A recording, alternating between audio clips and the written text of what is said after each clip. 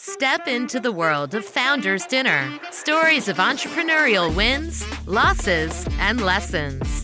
Where the essence of entrepreneurship is unraveled in its most authentic form. Stas Balanevsky serves as your guide on this journey of discovery and inspiration.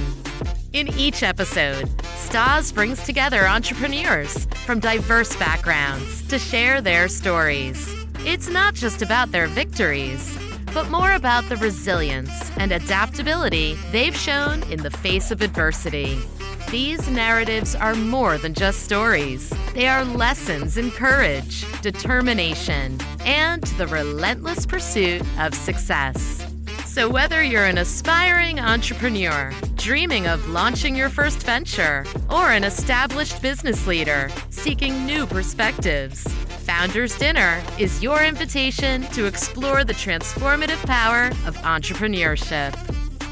And now, without further ado, let's welcome the host of Founders Dinner, Stas Balanevsky. Welcome to the Founders Dinner podcast. I'm your host, Stas Balanevsky, and I have the pleasure of having Katharine Earhardt here as my guest. How are you, Katharine? I'm doing well, Stas. Thank you so much for having me. Awesome. Well, thank you for coming.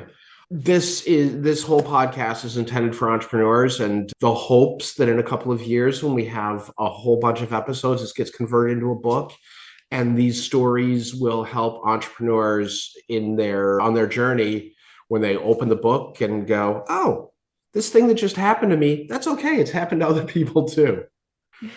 Yeah, absolutely. I find being around other entrepreneurs to be so inspirational. And one of the best things I've ever done for my business is to listen to stories of entrepreneurs that are well outside the art world. It has given me so many ideas and literally led to the business model that I have today. So I'm excited to be on this. I enjoy listening to your podcast, and that's great to learn about the book. I will be one of the first buyers.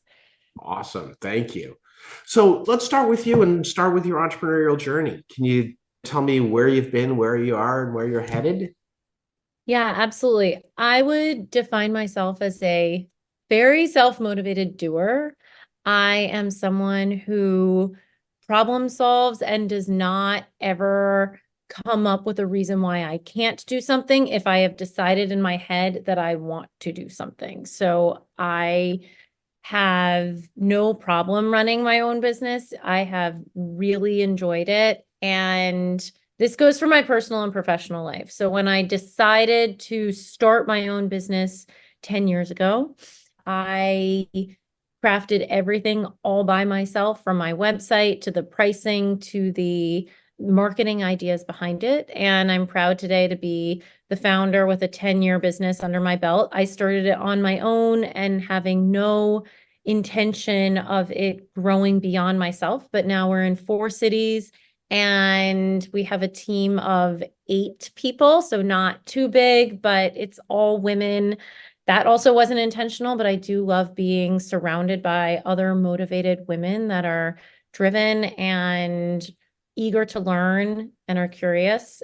And I think that mentally, I'm in the best space I've ever been in terms of personal and professional work. And that's just provided so much clarity on what I want to do every day, what I want to communicate with my clients, and honestly, how I give myself grace and accept mistakes. There are certain things that I can control, and there are other things that I just can't. And I certainly don't let them bother me as much. But when I'm in the driver's seat and listen to my own voice and I'm able to direct my company in the way I want, then I see success, even if that success is defined differently from financial success. I see success in a lot of different ways, and that keeps me going every day. That's awesome. One thing that you just said really, really resonated with me is trusting your own voice. Yes. This is something that has not been easy for me. I grew up in an environment where I really did not learn what I wanted. I was extremely focused on what other people want. I think that's a classic way to raise someone in the 80s and 90s. And I was definitely a people pleaser. Mm-hmm. And it's taken me a long time to really understand what I think about something, not what an expert says I should think about something, not what I think other people think I should think about something, but what my opinion is and why. And that fuels the way I go about life now, personally and professionally. Oh, And it's your life and your business, right? Like you get to decide. I get to decide, and I'm doing a lot of corporate or a few corporate workshops now that I can get into later if that's of interest. But Sure. when talking with corporate executives about art, one of the first things I tell them is drop the shoulds, drop the what should I think about this work of art, or I don't get what I should get from this work of art, because that's so outward focused. Mm-hmm. Think about what you think about a specific work of art and start there. How are you responding to the colors, the content, the composition, the materials, the process, the creativity that you think is involved? And that's a really important exercise for self-awareness that I have found to be extremely beneficial in the way that I go about everything from parenting to leading a business to my marriage. And when you're talking to executives about it, you see their heads start to nod because Mm-hmm. there is a ton of pressure in any corporate environment to listen to your colleagues or the directive. But when you can, and you can still listen to them, but when you first understand how you feel about something, you're frankly better positioned to listen to someone else's opinion too, and to have a collaborative discussion about what the next step should be. That's fabulous. And yes, it's funny. I have a part of what I do. I have this little book that it actually says brilliant ideas I had while drinking bourbon. But that book is always on my session room table. And whenever I hear something that's really spectacular, I write it down. And then one of my clients, and actually a marketing company that's building my website, they call it HITS, HITS, heard in the session room. Love And it. drop the shoulds is going in because I'm that's so glad. It's really so simple, but so impactful, right? it's always the simple stuff that has the biggest impact because it makes you think and you don't have to think about what you mean. You just grab the words and go, okay, that's a thing. Yeah. And it goes for every part of life. Even in parenting, when you drop all the judgment around parenting, and there is a lot, and you Mm-hmm. think, what do I think is best for my kid? Or how am I reacting to this situation? Or if my kid's having a tantrum, how does that make me feel first? Then you are better positioned to frankly act and take the actions that and listen to other people and to have more empathy for them, because you're having more empathy for yourself. It's impossible to actually have empathy for other people when you don't give yourself any grace either, or when you don't listen to yourself. So I don't mean to go off on a parenting tangent, but I will say that some conversation around parenting during the pandemic really inspired this approach of listen to yourself. And Mm-hmm. that paves the way to listen to others. And that paves the way to make smarter decisions in your professional and personal life. You're absolutely right. And it's interesting whenever we talk about management, like during the first session day of EOS, one of the things that we talk about is leadership and management is really the same as parenting, Yeah. right? It's a simple set of rules repeated often, right? Yes, Walking the talk. I can't get on my kids about like never having a cocktail because I do, 1,000%. Yeah. right? And my kids are 21 and 24. And actually, my younger one makes just a spectacular whiskey sour. So that if you walk the talk, and if you do make decisions based on what you know, think, feel, and believe, take all the feedback in, take it as contribution, not as like Direct. direction. Exactly.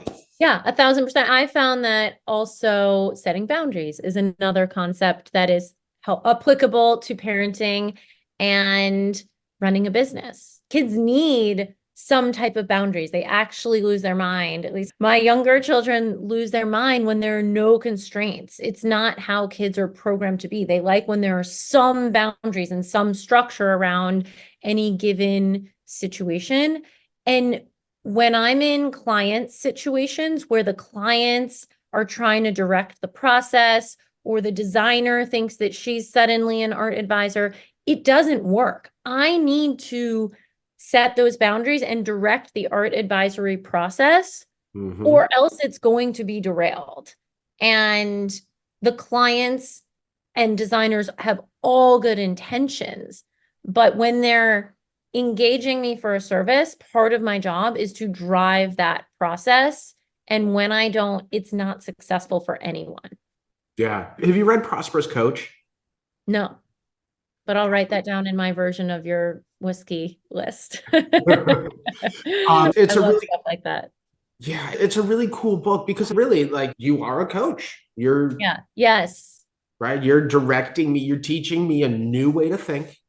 Yes. Because before you walked in the door, I had no idea, right? Like, I walk through galleries and museums and I like what I like, and I think I know why. And I took a 101 art class in school, and that's it, right? Sure. Have But you been building a story brand?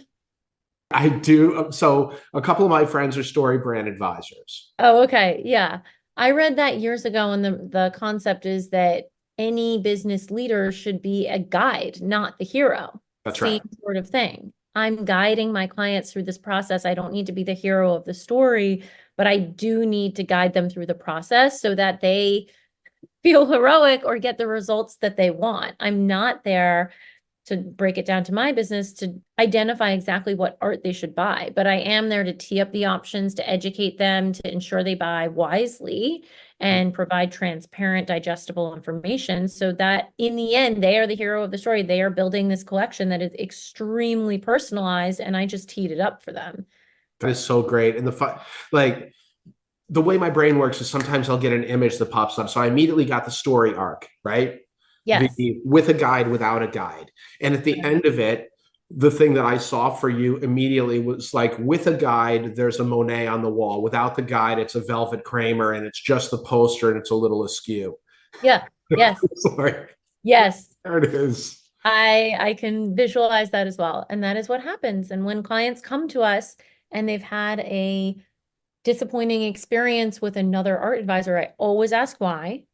And it often distills down to how the art advisor was chasing the client's wants rather than actually guiding the process, hearing the client, and then nurturing the client's taste and guiding the process. I'm never ever going to get a new client and say, here are 100 pieces of art, go through and immediately pick out, what do you like, what do you hate? I don't like that mentality.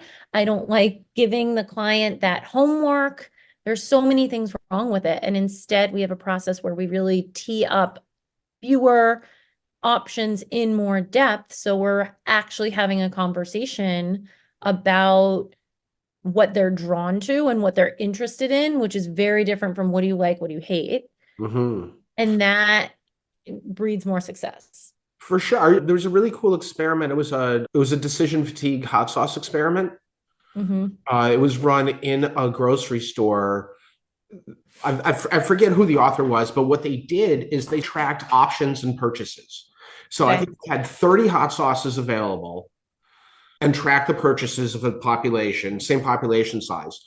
And then they introduced a different population of same size but similar composition to 6 hot sauces. And the sales were like so much higher on the 6 hot sauces because they sort of showed up and went, okay, cayenne and habanero, I'm good to go. I don't like honey, but I don't like I don't want ghost pepper. Versus 30, you're like, chipotle mayo. No, this tracks so much. And one of my personal interests is psychology. I do a lot of reading on different psychological concepts. And there's another related one where when people have fewer choices, they are more satisfied. So if you give someone a Hershey bar and a Kit Kat, and they choose one, they're going to report being much happier with that choice. Whereas if you give them a Hershey bar, a Kit Kat, a Reese's Pieces, and 5 other pieces of candy, and they choose one, maybe they chose the same one as they did before, they report less satisfaction. Isn't that amazing? Interesting. Yes, but we have clients that we internally refer to as maximalists who just want every option under the sun. And we have to guide them to get over that because it's not going to lead to them being satisfied. The reason why we teed up these options is not because I checked every single artwork on the planet and then decided these were the best. It's because I checked every single artwork that I'm capable of checking because I'm a human. And this is my professional opinion. And we have 4 offices and all these advisors. So you're getting an extremely well-rounded, filtered presentation that's personalized to you. My other colleagues are fueling our art knowledge too. So that's why I bring that up, because with more colleagues in different places, I am exposed to more art. So this is more than just my eyes, but I haven't checked every artwork under the sun. And in my professional opinion, this is still a solid list of options that you should consider. And if you do want to go on the internet and Google art, you're not going to you're not going to end up with the results that you want. And actually, my colleague Maddie, who's amazing, was telling me that she listened to a podcast about this concept with dating and how dating in a city like New York is actually really unsatisfying because there are people who start to date someone and then always think, well, who else is out there? And they can't commit because they're constantly wondering who else is out there, because there are a lot of other people out there. But when you constantly worry about what else is out there and lose focus on what is in front of me, whether it's art, a prospective date, or whatever, you lose the plot line. Yeah, this is why I'm very thankful that my wife has very low standards. You'll do, and it's been 25 years. Yeah, these psychological concepts are really important in business, I think, and how you operate with clients and how you identify where they are mentally and steer them in the right direction. Because we all have the same goal. That's why they engaged me. Right. It's interesting. So the tip of the iceberg, those known knowns, it's a very, very small subset of all of the other stuff. The unknown unknowns are huge. Like, I have no idea how to properly pick, curate, whatever. It's funny. I just helped my mother move into a condo. And so I pull out a tape measure and I stand it next to her and I measure her eye height. And my wife's like, what are you doing?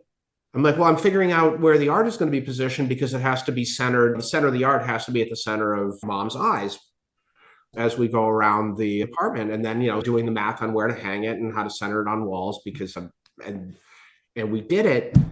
And my mom walked around. She's like, this looks really great. And my wife was like, what? Where did that come from? I'm like, yeah, that's such a niche piece of knowledge. Well, it's fun. So my mentor back 100 years ago, his wife ran the gallery shop at the Albright Knox Art Gallery in Buffalo, New York. Yeah. The art in her house was always perfect and it was awesome. And I remember her coming over at one point saying, that's way too high. And she was this short little thing. She was like, it would need to be here. And here's why. It was like, wow. And it's art is hung at eye height. I mean, there's a rule that you go between 57 and 60 inches from the floor because that's average eye height. She was a 56. Yeah. So close enough. Perfect. Yeah. Good job. Thanks. But it was a cool little nugget that I just had in my head. And boy, does it look nice. Yeah. And she has this artist, great friend, that her house is full of this art that her friend did. And it's really beautiful because it means a lot to her. It means a lot to us because she was a dear friend of ours. And it's just really cool to walk in and be like, there's a whole lot of Stella here. And it's awesome. Yeah. Actually, I think if I turn this, let's see. Oh, wow. Look at that. There's a couple of Stella's pieces. Beautiful. Oh, and of course, hung with their centers aligned. And here's our window guy. See, I told you he was coming. Yeah, you predicted that. So much fun. So much fun. So now you told me all these wonderful things that you do and all of the successes and all of the great stuff. I don't believe you ever learn anything by winning, because winning is super easy, right? Agreed. You learn by part of the noise. This is awesome. There's a window washer. I'm on the fourth floor. So he's in a bucket truck. You'll have very clean windows after this. I will. It's going to be amazing. So now, what I'd like you to do is I'd like you to tell us a story, right? Tell us about a stumble, a misstep, a wrong turn that you took on your entrepreneurial journey.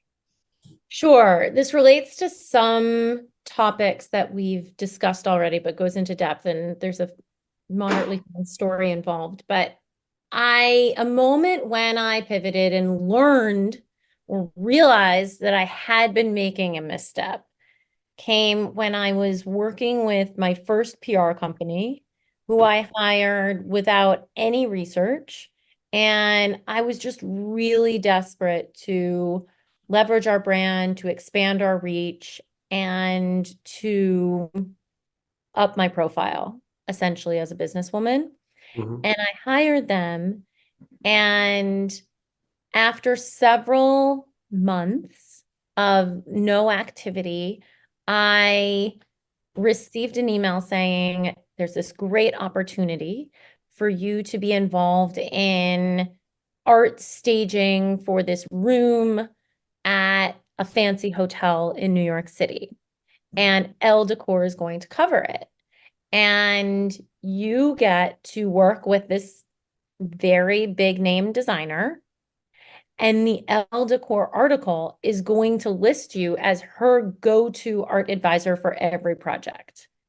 And I thought, I had so many mixed emotions, but I'd never met this woman.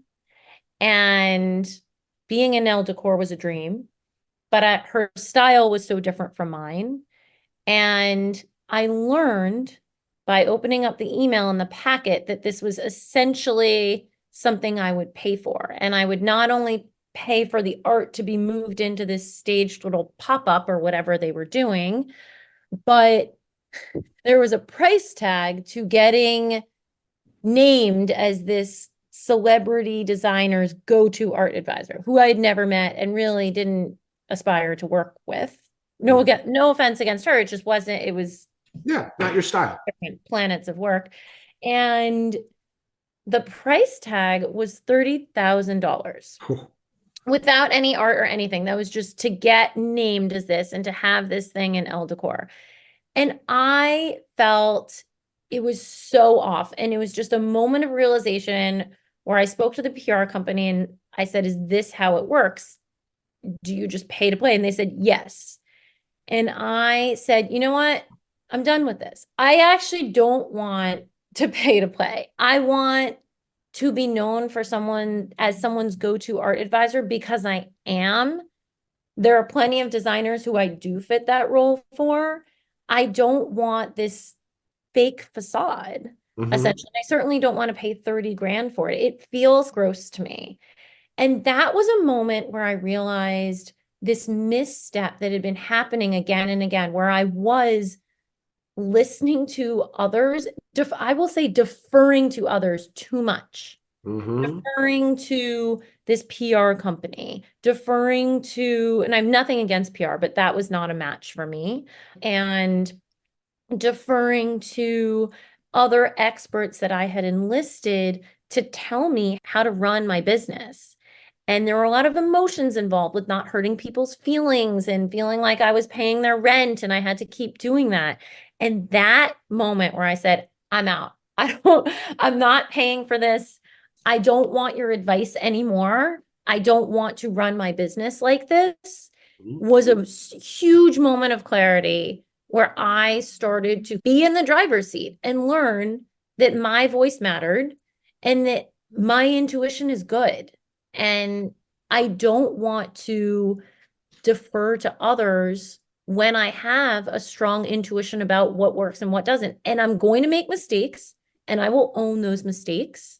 And I will reach out to people when I do need support. This is a collaborative role. It takes a village to do this, but I'm going to listen to my intuition more. And that has fueled so much success. Again, not necessarily defined as financial. It can be financial, but it can also be in satisfaction. It can also be in team building. It can also be in client relationships or beautiful art collections that I build. But that mindset of not letting other people drive my business and steer me in a direction that doesn't feel right to me has been revolutionary. That is awesome.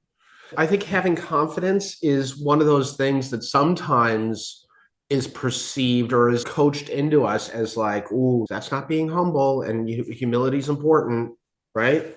Totally. And it keeps you from being like, this feels weird, and having that be the thing that stops you.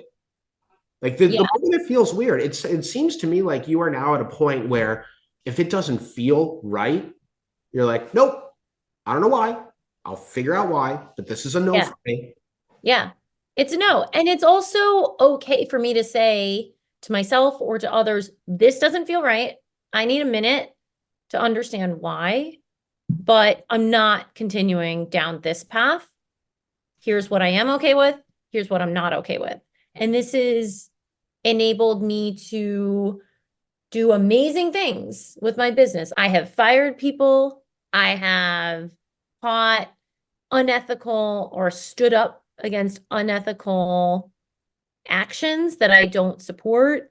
I have discontinued relationships with clients that weren't a match, and that ultimately me standing up resulted in a greater respect between us, and they later referred business to me. So I didn't burn the relationship.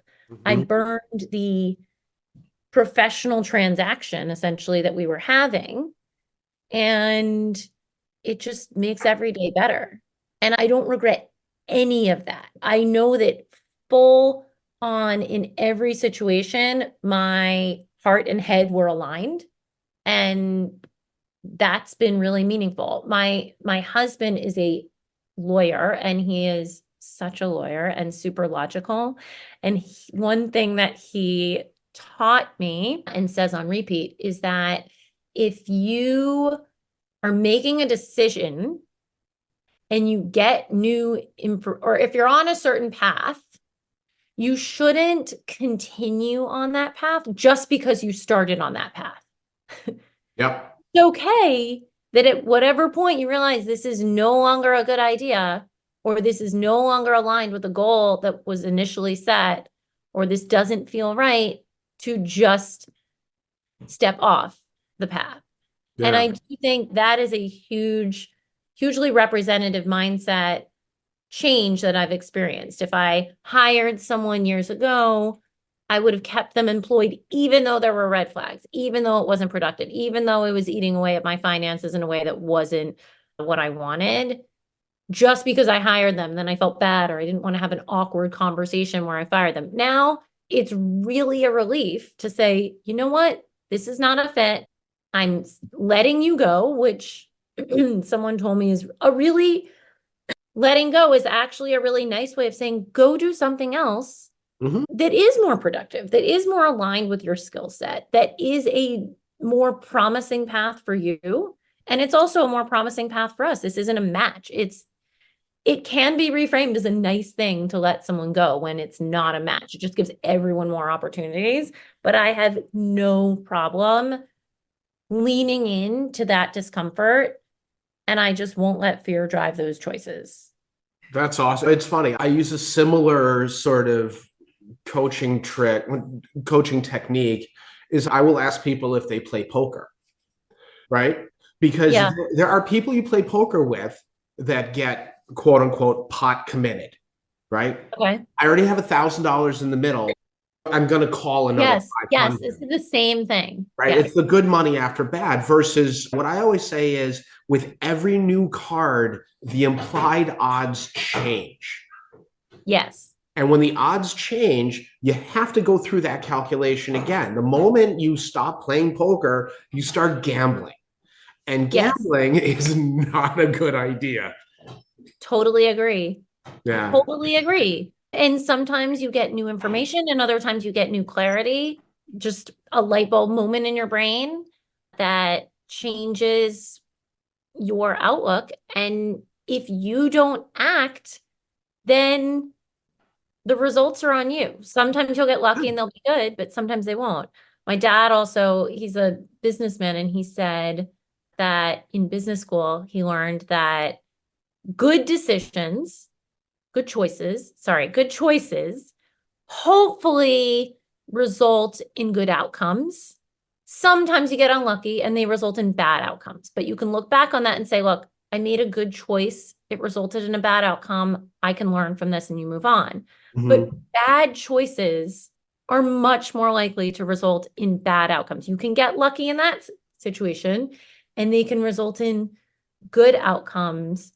But just to improve your odds, make good choices. And that will put you on a path that is more likely to align with your vision and to result in a successful outcome. That's so funny. Make good choices is my farewell to my children every time they go out. Yeah. I always say make good choices. Although Totally. that shifted to do not add to or subtract from the population as they got older. Yeah. But yeah, the choices between little kids and big kids get to be higher stakes, right? that's absolutely right. Yeah.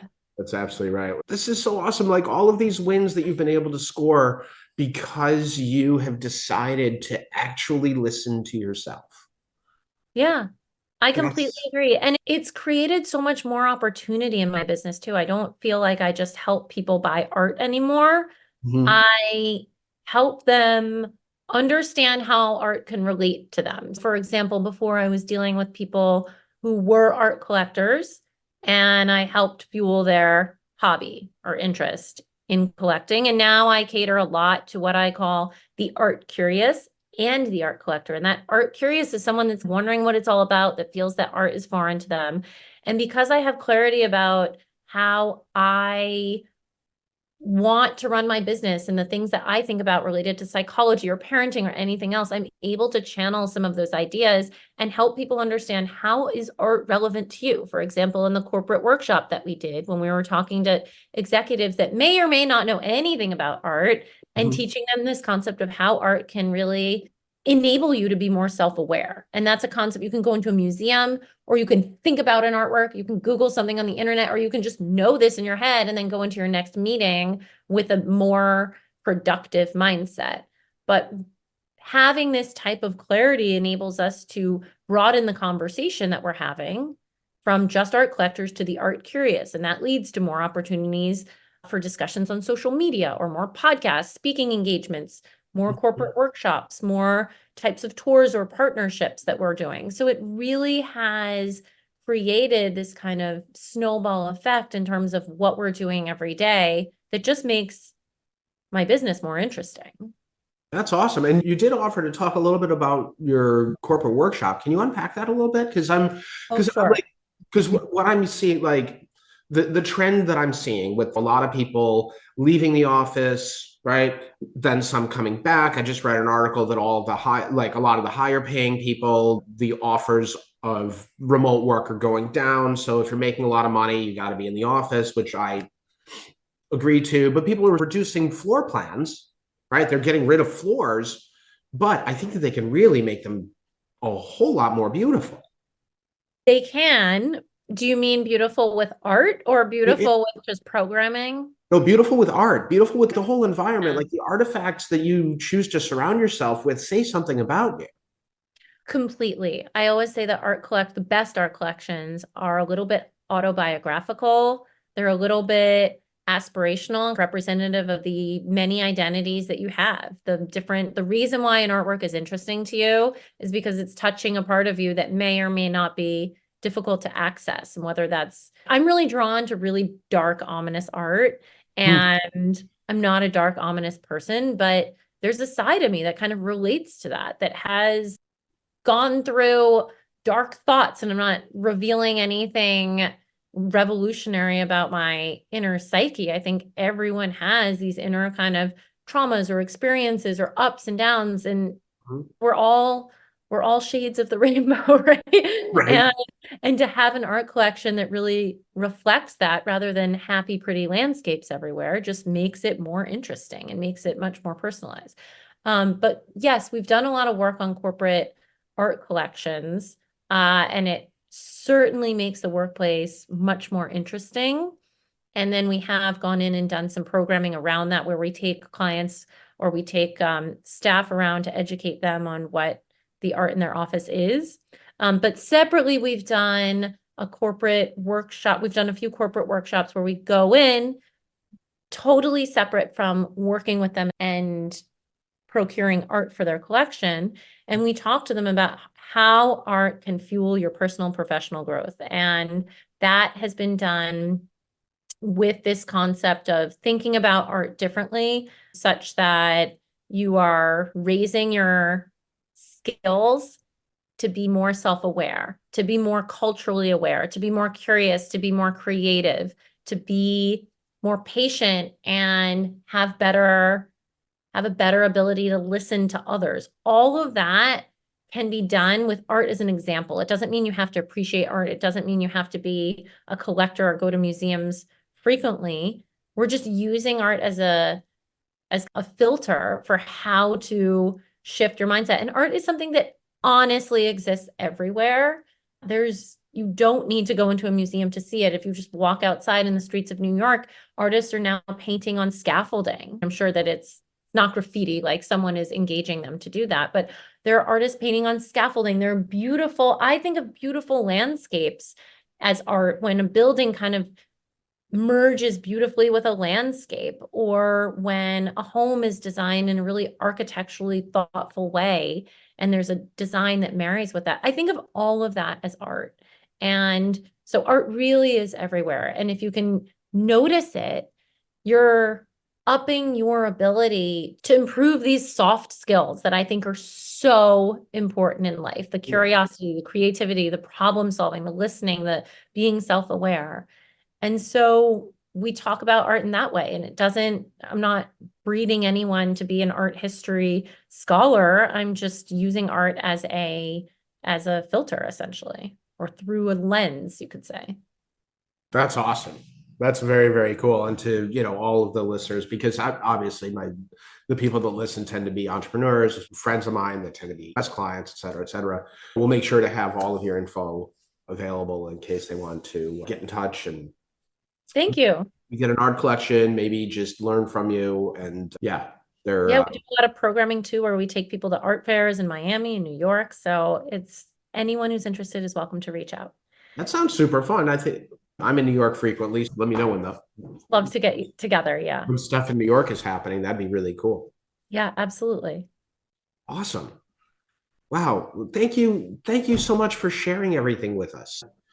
This is really cool. And my big takeaway, and I've been coaching it a little bit, but I'm really going to double down on number one, drop the shoulds. Right. That's huge. That is huge. And then trust your gut. Go get a bunch of advice. Go figure out a bunch of stuff. Go figure out your unknown unknowns. But if you think something, it's your company, go do the thing. And if you're in the driver's seat. Yeah, that doesn't mean you have to control everything. It just means be in the driver's seat of your life and your choices, and respect that other people are in their driver's seat and listen to them too. There's room for everyone here, but it is important to be in the driver's seat for your own life and business. Amazing. Thank you. And that concludes this week's episode of the Founders Dinner podcast. For those looking to connect with Katharine, her link is going to be in the description. And this is Stas Balanevsky signing off. See you all next week. That's a wrap on today's episode of Founders Dinner. Stories of entrepreneurial wins, losses, and lessons.